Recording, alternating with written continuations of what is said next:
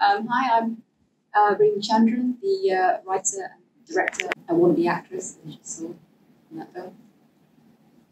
Hi everyone, my name is Manjit Gill and I'm the CEO and founder of Binti International.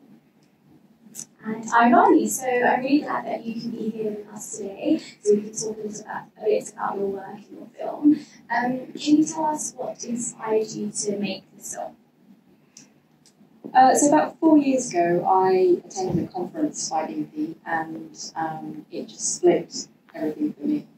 So how I perceive periods my whole life, I guess my blind faith and acceptance of shame and my own privileges connected access to products and stuff. So I was brought up a Hindu, and so I never questioned, why periods were considered dirty, why we weren't allowed to go to the temple, and so Binti opened up my eyes, and I approached Manjit and I asked if I could somehow help.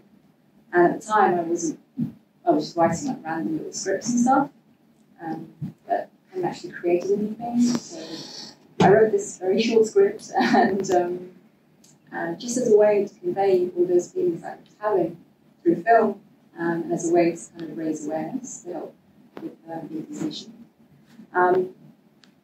So for whatever reason, it's just stayed a script, didn't do anything with it. And then cut to a year later, I quit my job. Because of breakdown, I was diagnosed with depression, and suddenly I don't feel like, living my life, let alone fighting a cause. It does get happier, don't worry, but but somewhere between like fighting depression and feeling like I don't want to be here anymore, I picked up the script and thought, okay, I'm going to give this a go and actually try and create something out of it. And I think having had time to reflect on it, I genuinely believe that it's because I was a keeper of like a higher, something bigger than me, sense of purpose. And yeah, so I had zero budget, zero knowledge of how to make a film, but I was determined to keep going with it because it kept me going. So I've got a lot to owe Manjit. Thank you so much for sharing that and your personal journey as well with the film. I think so many people, especially in the last year, have had a really difficult time with everything, including their mental health as well. And I think speaking about that openly will really help someone. So thank you. Manjit, would you be able to tell us a little bit about how you started Binti and why you sort of wanted to champion this cause? I mean, essentially when I started 7 years ago, I had no idea of the impact that we would make in people's lives, like in Rema's. But I started because I found out that some women in Africa didn't have access to period products, and that they used things like cow dung, animal skin. Some would sell themselves. I did an exercise on the ground where I spoke to about 100 girls, and the stories were horrific, and that's what I heard. I also heard that girls drop out of school because they don't have access to period products. I did a similar exercise in India, and what I found in India was just that there was this tremendous amount of shame. So if you ask a girl what the period is in India, the only thing that she knows is that she's dirty. She doesn't know where the blood comes from, why she bleeds, or how to take care of herself. So we started an education program. We set up one at Murugan, also known as the Padman, one of his machines in India, and we started helping women to produce their own products, but also to help change the conversation around periods. And I think very early on, maybe a year into it, I started evaluating, well, what do the women do in the UK that are homeless or running away from violent situations, or homeless women, right? Because we just assume that we live in the West, that we have access to period products. But I think, the thing that drove me the most was this one time in the month when women are vulnerable and not having access to period products. I know I wouldn't have done anything in my life if I didn't have access to a pad. So that's kind of why I started. Yes, and the sort of girls missing out on school is definitely something that happens worldwide. I think initially you think it isn't like a Western problem, but it definitely is. So thank you for all your work towards that, because sort of education definitely is key in helping us all carry on really and do things. Do you think that COVID has had an impact on period poverty, and if so, how? Well, I'm not a fan of period poverty as a term, because if you can't afford food or other things, then period products are just something else that's on the list. And in fact, what period poverty does is it creates further stigma. But before the pandemic, 1 in 10 girls couldn't afford period products in the UK. So our work has led to finding this information, that it's not something that just happens, over there in the developing world. It's happening on our doorstep. And through the pandemic, the numbers went up to 1 in 3 girls not being able to afford or access period products. And the best way to think about it is, if you look at the world today, 1 in 10 people still don't have access to clean water.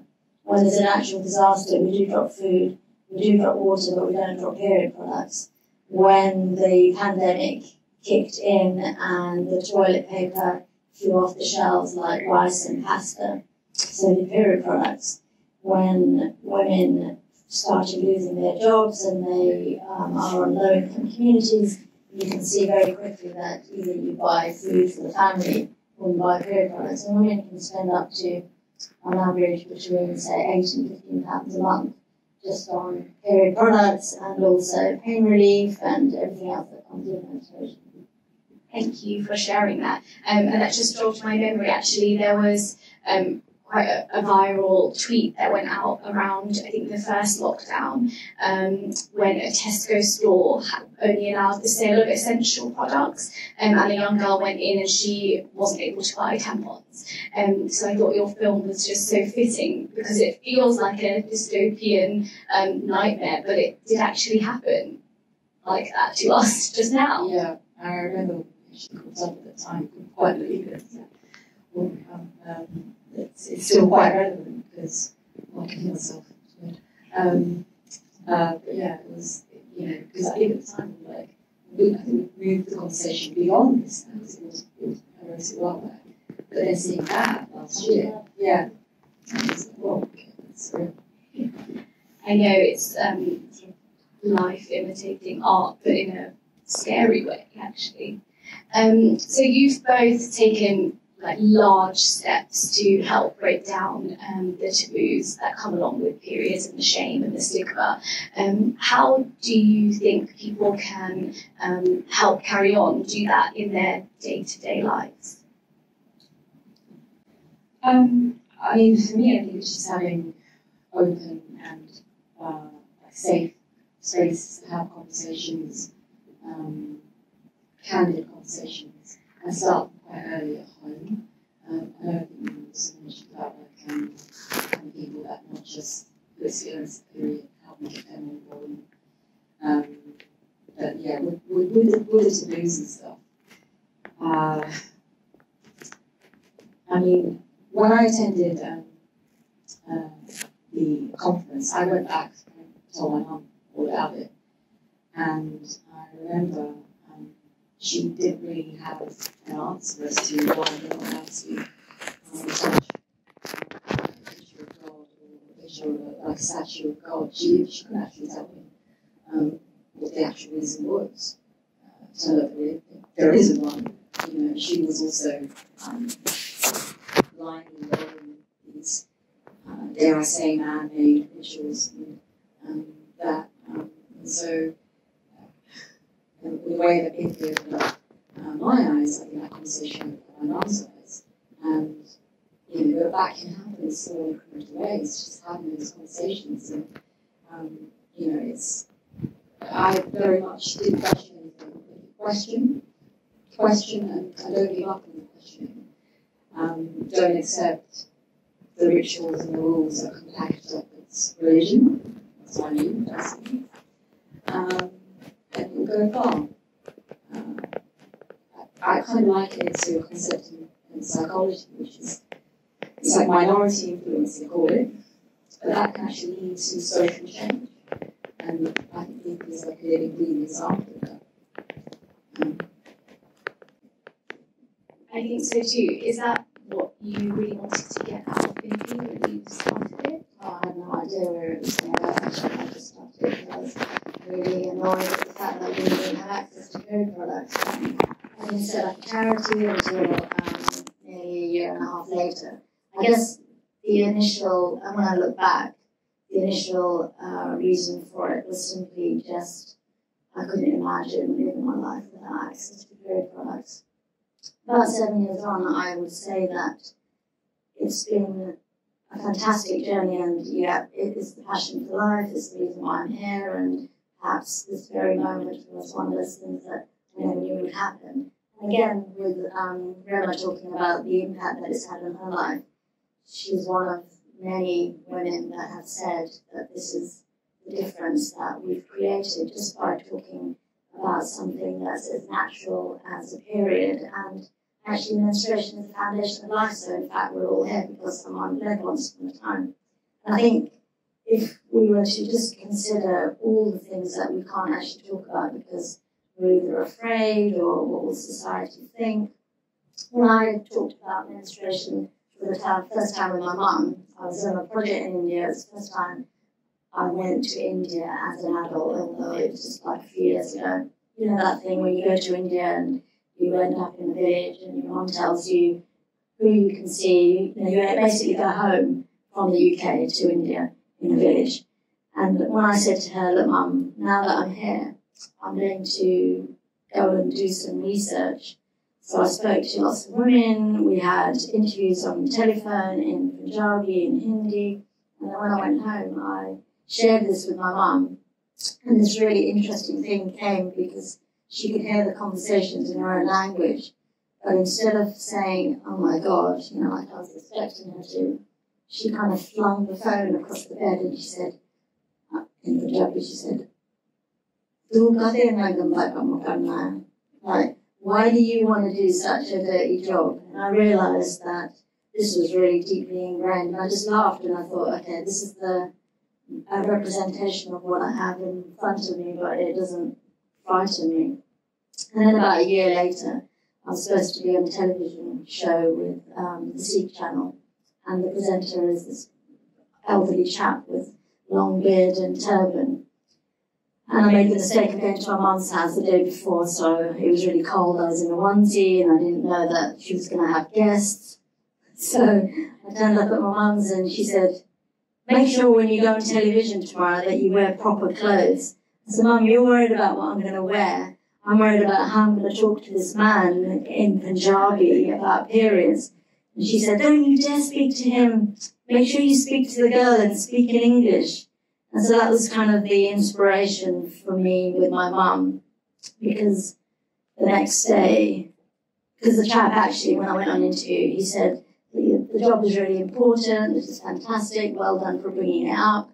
And it was a few days later when I went to see my mum and she was like, oh, my daughter, and she was so proud. But it was because she needed to hear it from someone else that she was respectful of. And I think that's like anything. As soon as you hear it from someone that you respect, then there's this newfound understanding. And it's a little bit like when the film Toilet came out, or the Padman. Up until that moment, perhaps India hadn't really thought about the fact that periods were normal.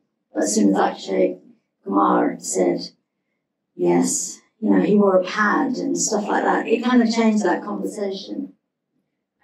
I'm really glad you brought up the film, the Toilet film and Padman, because I know that there was an original of Padman made with a different actor, and it didn't get picked up, and they just thought the story was just too out there and it just wasn't really worthy. But as soon as a big star signed on, it really took off.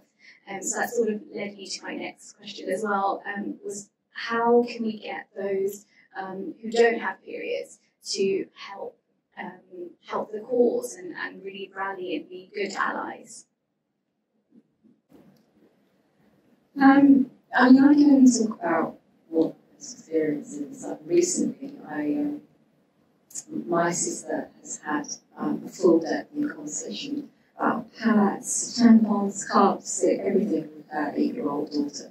And that conversation was shared to us by my brother-in-law on the family group chat. We were just overjoyed. We were like so excited for her big moment, right?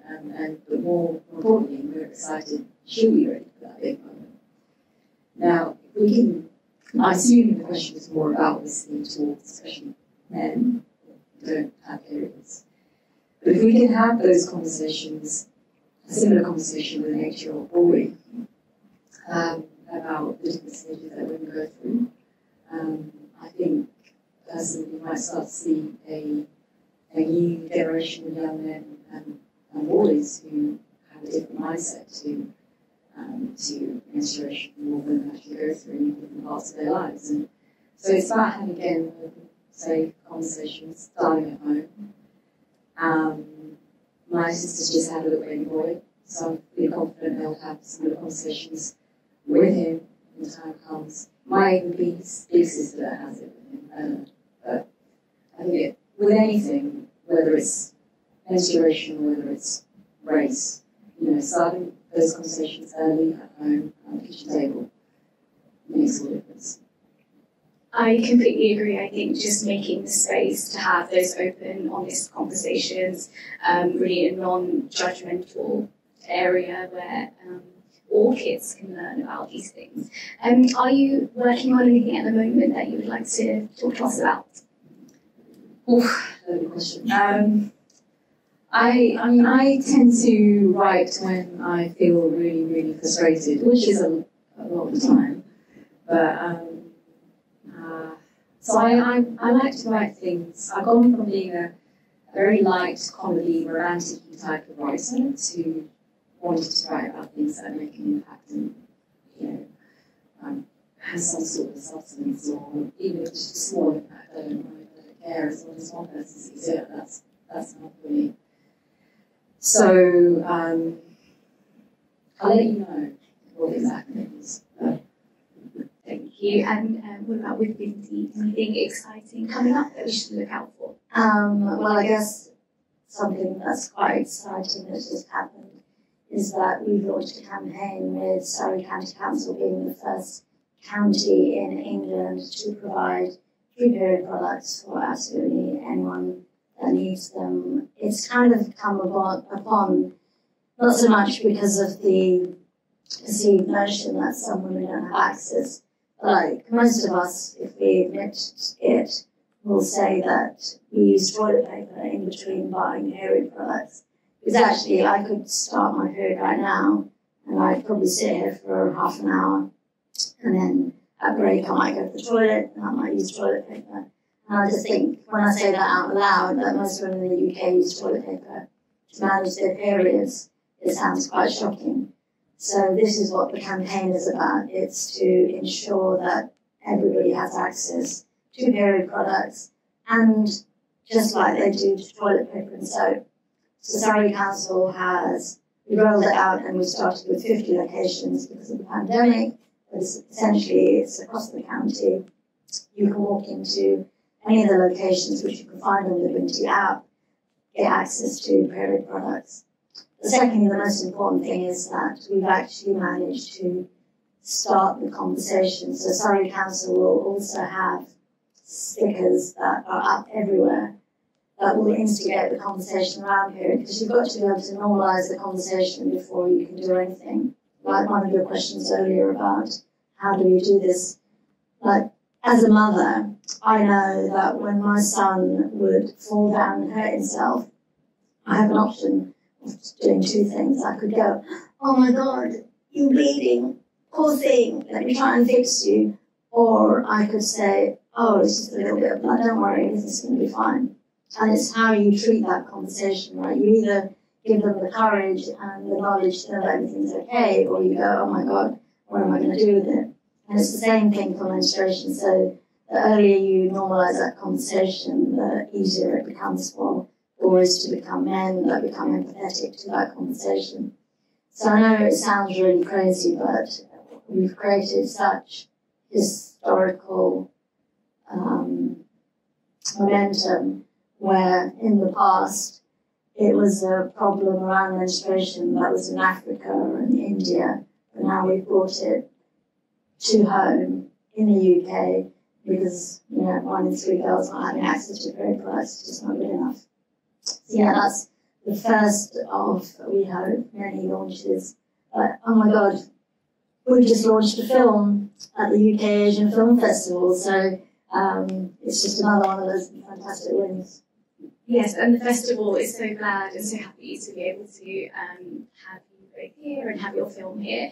And we always try and touch on those subjects that don't have as much conversation around them and really try to normalise them, like menstruation, mental health, and gender equality, gender violence, and things like that. And I think we're doing a really good job of helping lift all of those things up.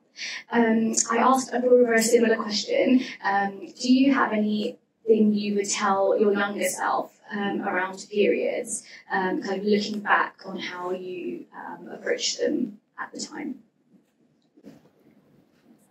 So I was 9 when I started my period, and so before the teacher had the pads and tampons chat with us.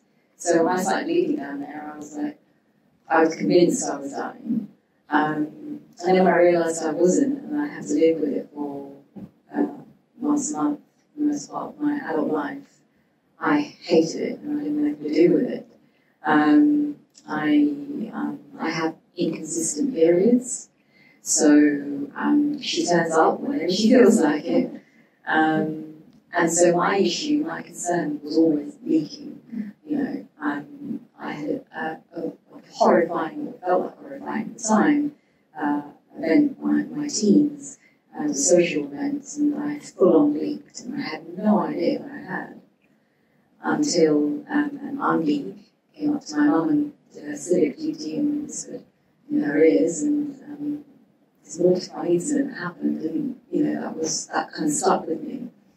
And my anger and my hatred towards her, not the auntie, but the periods, grew even more. And I think that stemmed from just not being able to grasp that it is the most beautiful and natural thing that can happen to me. And it took a while to change that mindset, so that now leaks and whatever. But that took time because I was constantly concerned. So for my younger self, I'd say respect your periods.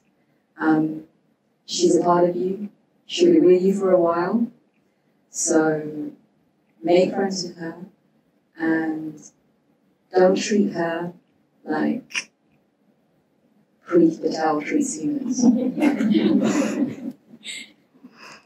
Respect your period, I think that's a great line.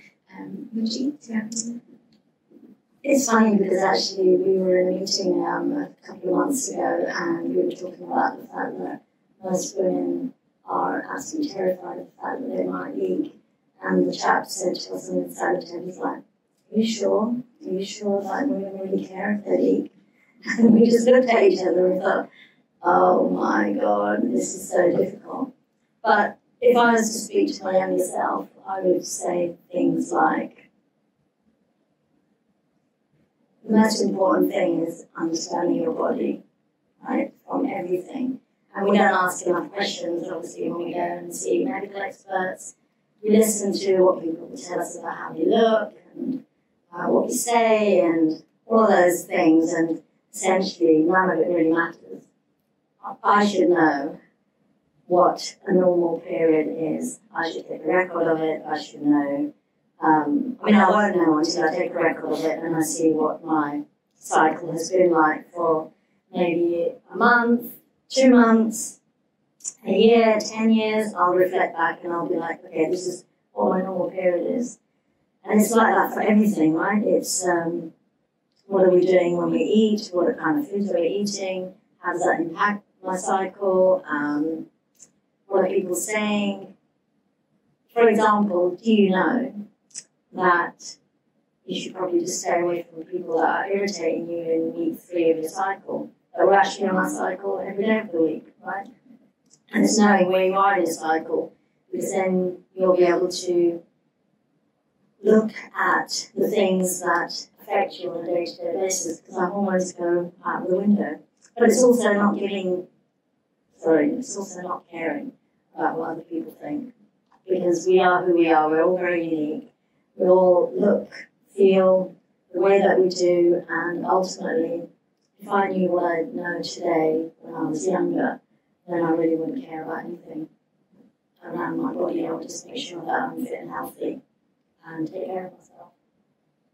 Thank you. I think those are two really great pieces of advice. Thank you so much for joining us and bringing your work to the UK Asian Film Festival, and we look forward to seeing you soon.